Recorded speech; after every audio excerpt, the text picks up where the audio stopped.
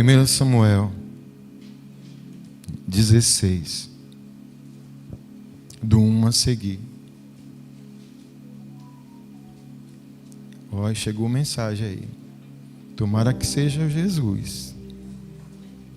1 Samuel 16, do 1 a seguir. Quem achou, diz amém. O Senhor disse a Samuel: até quando você irá se entristecer por causa de Saul? Eu o rejeitei como rei de Israel. Encha um chifre com óleo e vá a Belém.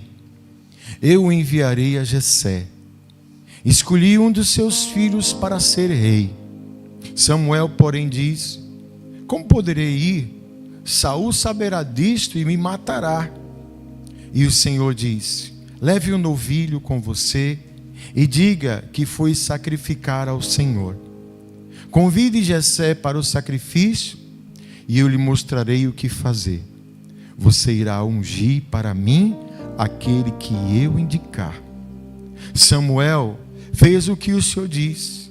Quando chegou a Belém, as autoridades da cidade foram encontrar-se com ele tremendo e perguntaram: você vem em paz? Respondeu Samuel: sim, venho em paz. Vim sacrificar ao Senhor. Consagrem-se e venham ao sacrifício comigo. Então ele consagrou Jessé e os filhos dele e os convidou para o sacrifício. Quando chegaram, Samuel viu Eliabe e pensou: com certeza este aqui é o que o Senhor quer ungir. O Senhor, contudo, disse a Samuel: não considere a sua aparência nem sua altura, pois eu rejeitei. O Senhor não vê como o homem vê a aparência, mas o Senhor vê o coração. Espírito Santo, obrigado pela tua presença.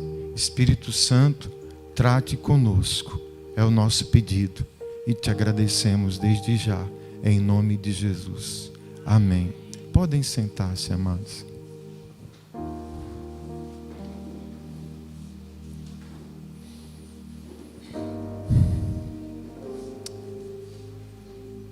Toda quinta-feira, Deus tem sempre uma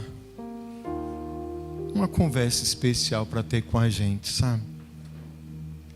Eu, orando a Deus pela palavra para a minha vida hoje, para compartilhar com você, me veio esse episódio. Samuel foi um dos grandes sacerdotes, profetas do Antigo Testamento. Ele foi consagrado desde criança e um homem que Deus deu a ele muita autoridade espiritual. E aqui ele tem a missão. Ele foi responsável por ungir e consagrar o primeiro rei de Israel. Como era o nome dele? Saul. Fez lá tudo como manda a palavra.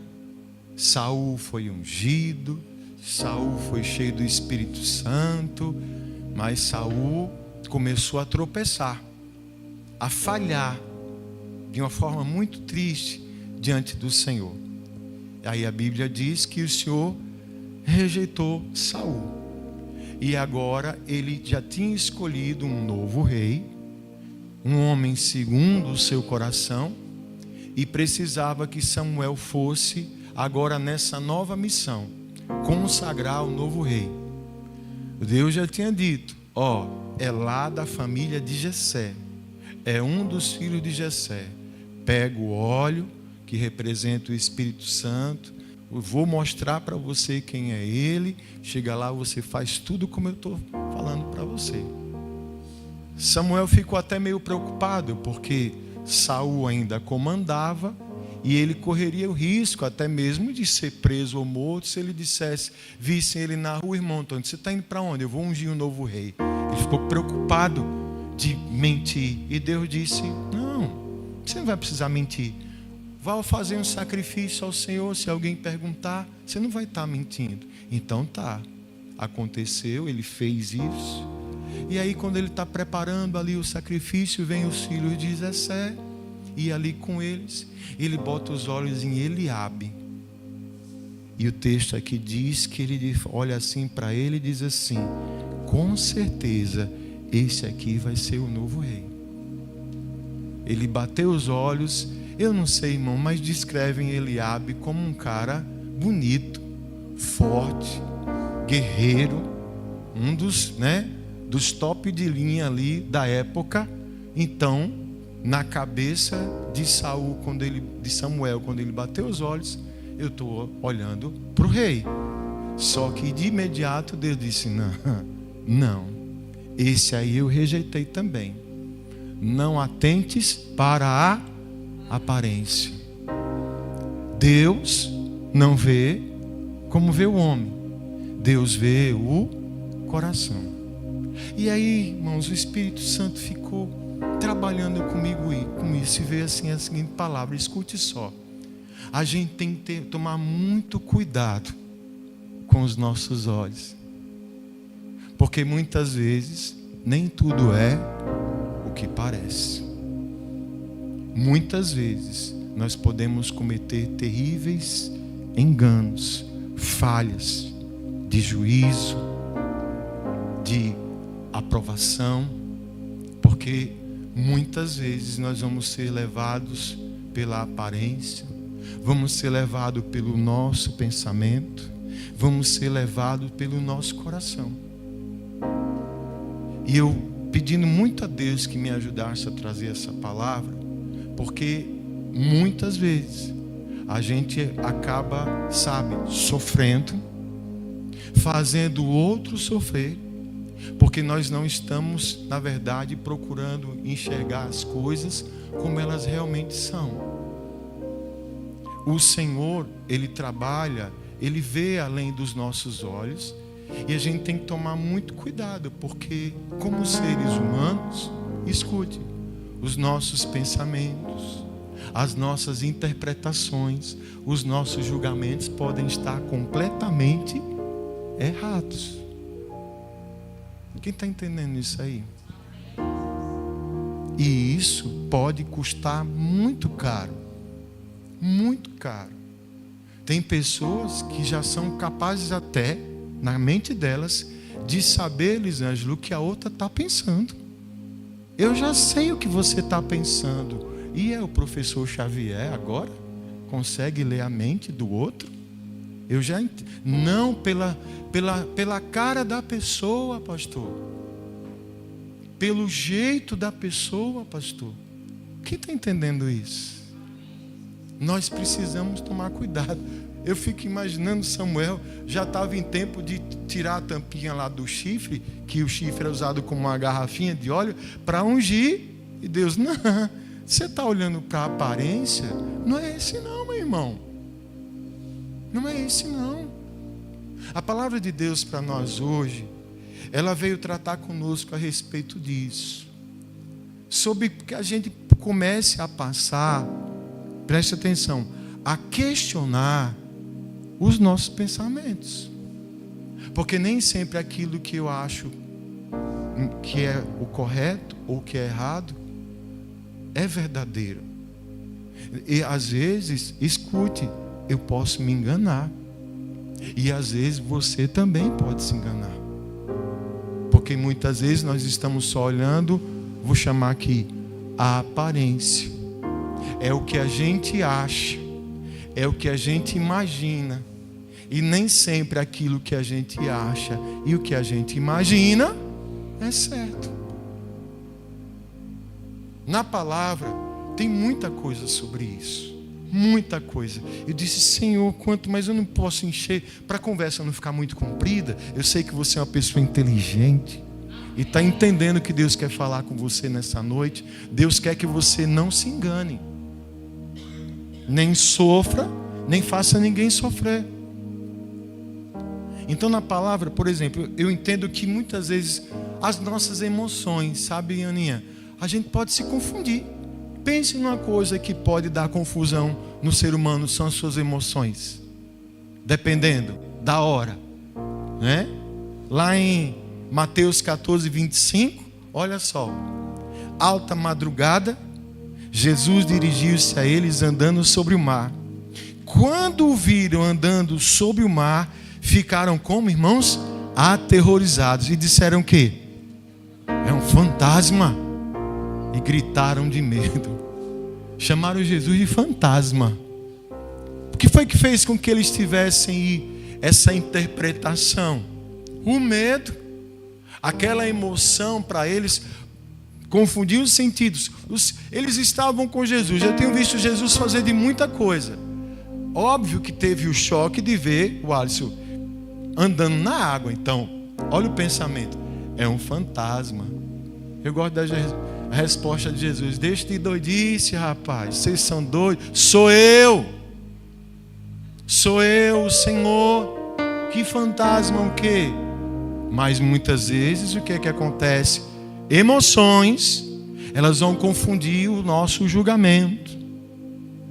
Cuidado com o que você diz ou com o que você pensa quando você está passando por algum momento de tensão, por algum momento de raiva, por algum momento de tristeza, por algum momento de medo, porque essa salada de emoções, elas complicam o nosso julgamento. Amém, irmãos? Outra coisa que a gente não pode esquecer, o coração nosso, o nosso coração, ele é corrompido, irmãos. Desde lá, naquele dia, um dia desse, quando o pecado entrou no mundo, um dia desse, a humanidade foi corrompida. Só através de Jesus Cristo nós vamos sendo tratados, restaurados e purificados. E a gente precisa tomar muito cuidado com aquilo que a gente diz que é o nosso coração. Meu coração está dizendo isso. Meu coração está testificando isso. Ah, meu coração não se engana, pastor. Não sei não, irmão. Você crê que a Bíblia é a palavra de Deus? Quem crê que a Bíblia é a palavra de Deus? Você acha que a Bíblia mente? A Bíblia mente? Não, porque é a palavra de Deus. Então, ó, Jeremias 17, 9. Por favor, Celso, põe aí. O coração é mais enganoso do que qualquer outra coisa, e sua doença é incurável. Quem é capaz de compreendê-lo? Olha isso. Olha a dimensão dessa palavra. Meu coração pode estar me enganando. Um pensamento. Escute. É porque eu coloco a mão no coração, né, Beto? A gente acha que é o coração, né? Então eu vou no cardiologista segunda-feira, pastor, para ver se tem algum problema. Não. Estamos falando do coração. Quando a Bíblia fala coração, fala de mente, de pensamento, de entendimento e de sentimento. Os nossos pensamentos, os nossos sentimentos, eles podem estar errados. Eles podem estar nos enganando. Porque nem tudo o que parece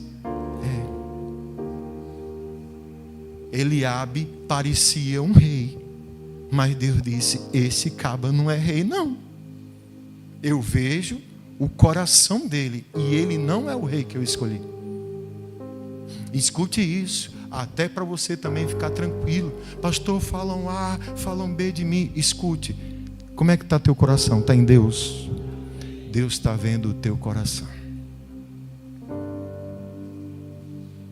E cuidado também. Isso aqui, se for futucar, sai muita coisa ainda.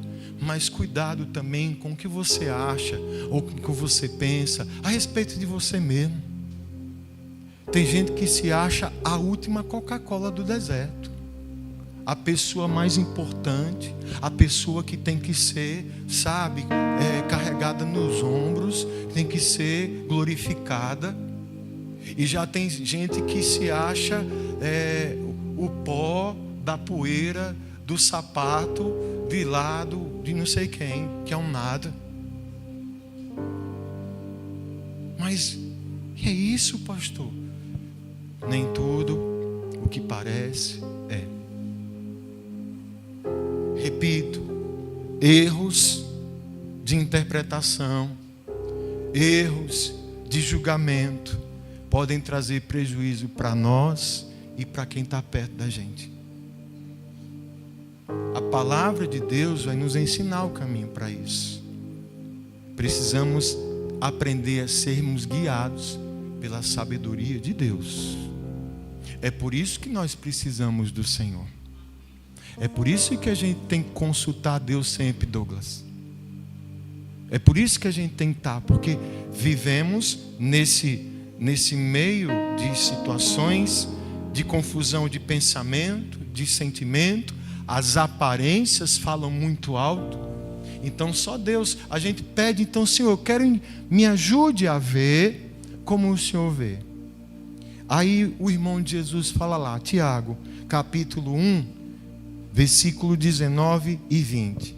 Diz assim: meus amados irmãos, tenham isso em mente. Escute. Sejam todos prontos para ouvir, tardios para falar e tardios para irar-se, pois a ira do homem não produz a justiça de Deus. Coloca isso na cabeça. Todo mundo seja pronto para ouvir. Todo homem seja tardio para e tardio para irar-se. O que é que ele está falando aqui? Da capacidade que Deus nos dá de aprendermos a administrar. O que é isso? Administrar os nossos pensamentos, administrar as nossas emoções. Tem gente que é formado, eu já falei isso algumas vezes, em axiologia, irmã. É doutorado em axiologia, porque eu acho isso, porque eu acho que é assim. Escute, vou dizer uma coisa com todo respeito e amor por você. Meu irmão, minha irmã, a gente não acha nada. Quem sabe é Deus. Quem sabe é o Senhor.